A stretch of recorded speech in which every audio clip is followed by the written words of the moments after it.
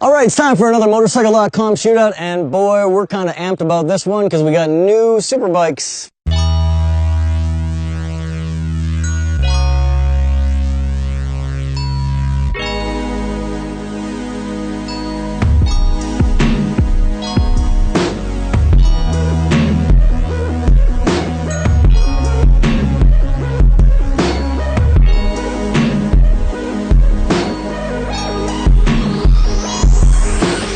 We have the Kawasaki ZX-10R down here on the far left, Yamaha YZF-R1 next to it. Kawasaki came out last year, Yamaha was 2 years ago. The Aprilia has kind of been out for a little while, the RZ4, but for this year it was updated. We just did the press launch on this at COTA right after the MotoGP event. Suzuki, Kevin, you rode this one. This is brand new for 2017. And we've got the Honda CBR 1000RR down there, also brand new for 2017. We do have an outlier with us. We can't do anything normal, so we've got the EVR. Yeah, funny story there. We wanted a V-twin, of course. Ducati did not stock their press fleet this year with Panigales, so there's no Ducati in this shootout. Interesting, especially this year with two brand new leader bikes from Japan. The Honda and the Suzuki, they were soldiering on for a long time with their old models. Finally, they're updated. They got IMUs, they got all kinds of new electronics, quick shifters, massive updates from what they were just last year. Evans Brassfield picked up a nail in the tire of a BMW S1000RR, which has been the shootout winner the last time we had all these bikes together. So he's going to meet us up further on the road. We're going for an overnight trip. We're going to ride till dark, and we're going to get up at sunrise, and we're going to have one hell of a good time figuring out which of these bikes is best on the street.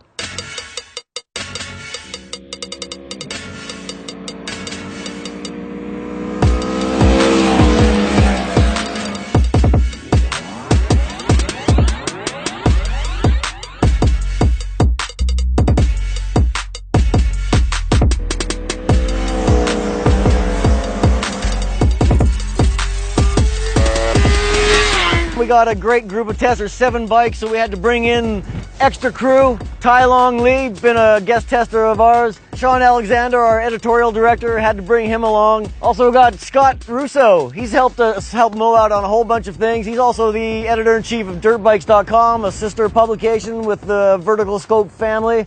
Got Evans Brassfield over there, John Burns, and of course, Tom Roderick, who's helming this test. Tom, what's your dominant impressions of this 7-bike group here?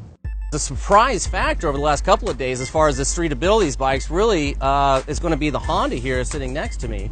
You know, we took a little vote about everybody and what their thoughts were and what bikes they liked, and I think everybody gave a heads up to the Honda for a lot of reasons. Its streetability, its comfort, everything that was good about the Honda before is still there. It remains. They made it a little better, and then they increased it with the electronics, a better engine, more power.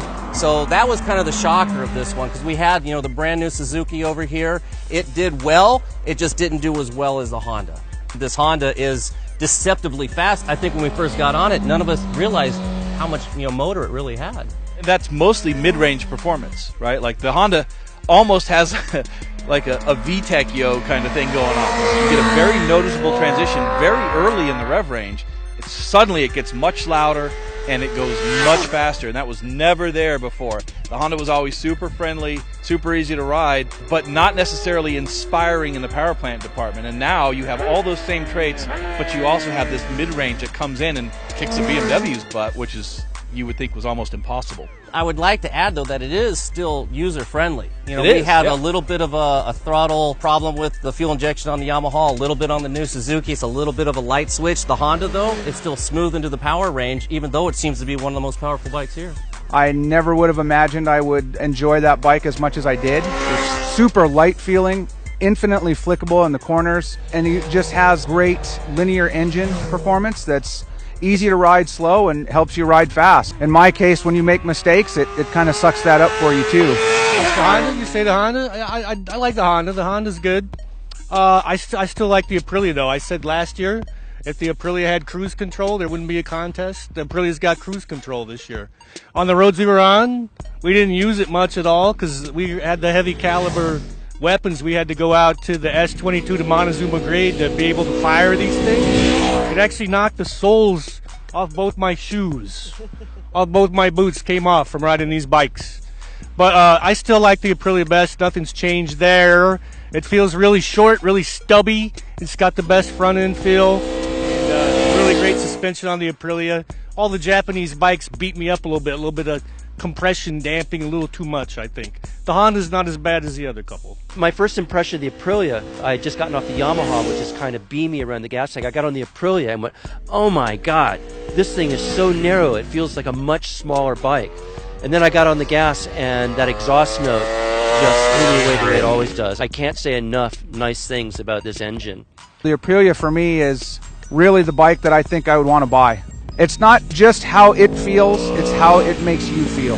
And I don't think there's a better sounding engine in all of motorsport right now than this one. So that's just my opinion, but Here, here. I think it's fantastic. It's well sorted. I would do it all again tomorrow if I could. If I could only take one bike out of this bunch though to do it with, it would be this Aprilia. I like the Suzuki. I like the Suzuki too. I like Tai Long Lee also. How are you? How are you? The Suzuki's beautiful. It's beautiful. It's got the same paint as the MotoGP bike. Look at that, blue. It's a nice bike. This and the Yamaha are fighting it out in the Superbike, AMA Superbike. If you want the fastest one, watch those guys.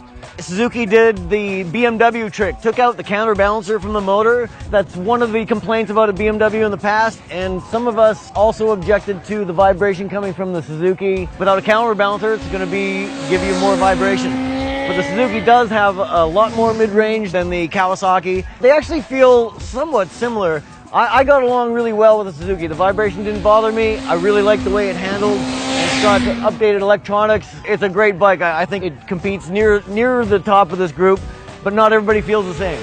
Ty, what do you think? The thing about the Suzuki here is that I got on the bike and I didn't think anything of it.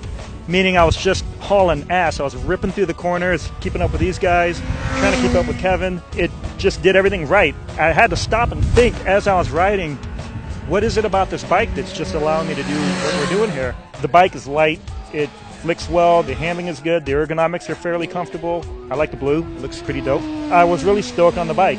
The bike that I didn't care for the most, and I think it probably had to do with the setup, was the Yamaha R1. It was the first bike that I got on, and I just wanted to get off the bike right away, and I think it was probably a setup. We kind of tweaked it afterwards, but the extended position, the long reach, the engine heat, and the kind of numb front end kind of turned me off to the bike, so that's going to score low for me.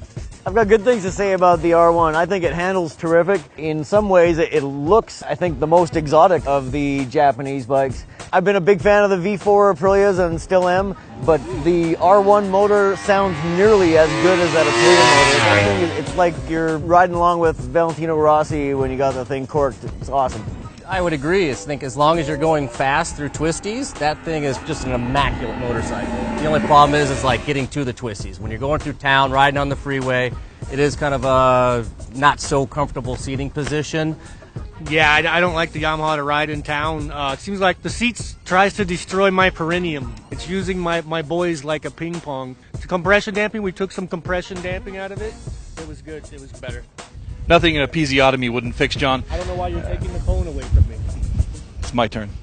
It's my, go ahead. But yeah, I kind of bagged on the Yamaha last year, so I bag on a little bit this year too. But when you get to the fast roads, Montezuma grade and stuff, then it's magical. It's fantastic.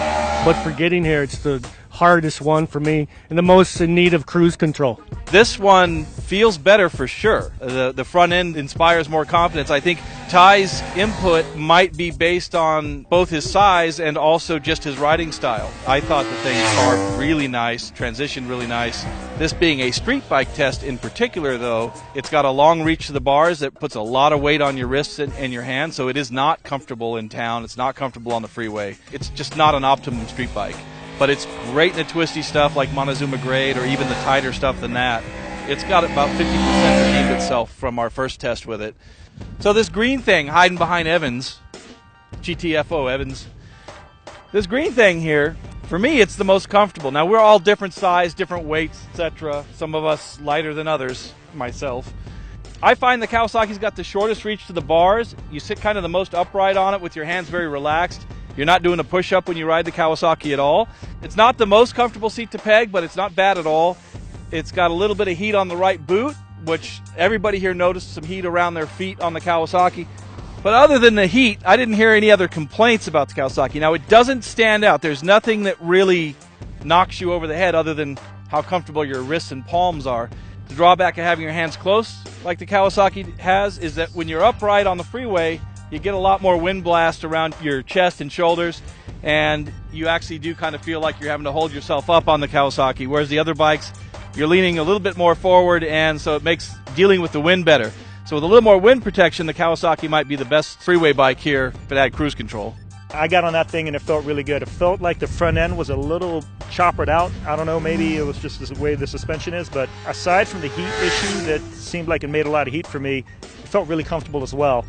But the Ninja probably left me the least excited, even though it did everything well. Buell, which would be my number 2 pick, turns on a dime and clings to the asphalt like a piece of bubble gum. This thing's great, though, because some people have problems with the front brake. We'll talk about that more at the racetrack. Eric Buell really knows what he's doing, obviously, when it comes to making an excellent handling motorcycle, and that, to me, is the strongest impression I got from that motorcycle. Just how, again, light and flickable it was through the corners. I think it was the one that came closest to the Honda. I got the EBR about 4 or 5 days before this test, so I had a chance to kind of roll around on it, put a few more miles on it than these guys have. On the freeway over expansion joints, it was killer. Up in the hills, it felt great. The bike just feels awesome to me. I like it. I know some of these guys weren't big fans of it. They're having issues with the brakes. I'm not a big heavy braker on the street, so I didn't really test them that much. But going from side to side, stuffing it into a corner, the bike felt really planted to me. And I love the way that motor feels, even if it spins up a lot slower than pretty much everything else here. It doesn't throw off a lot of heat, and it's a vibey bike. Makes me feel really good. We've discussed a whole bunch here that we think the BMW is kind of a cheater bike with its forged wheels because that adds to the flickability. But if I'm going to comment on the bike as tested, it's a lot of fun. I think that comes in a close second, flickability-wise, to the Honda. Yeah, I think Evans makes a good point here because, yes, the BMW, $19,000, it's got forged wheels, so it had to get those forged wheels. I mean, we know it's a good bike. It's won our test multiple times. But you got the Honda here at $16,500, a lot less money, and I think most of us agree, this thing transitions and flicks as quick, if not quicker, than the BMW does for a lot less money. Yeah, all the bikes here have cast aluminum wheels. The BMW got thrown the optional forged aluminum wheels, which are lighter and have a pretty dramatic effect on the agility of a bike. So we asked for the BMW with no options, which is about a $16,000 bike. And instead we got the electronic suspension, forged wheels, cruise control, stuff like that, which we all like, but it puts it into a different kind of price category than we were hoping. The BMW for me is a known quantity. I followed that motorcycle since it first came out, and I've ridden every version of it, and every version gets better and better, and I think it's still one of the horsepower kings in this class. And yet it handles a lot better than I expected. The only gripe I would have is that it vibrates a little bit on the street. If you had to pick 3 bikes out of this group that were at the top level, which would be the 3 that you personally would pick? I probably want the Aprilia and the Buell, which is fire sale.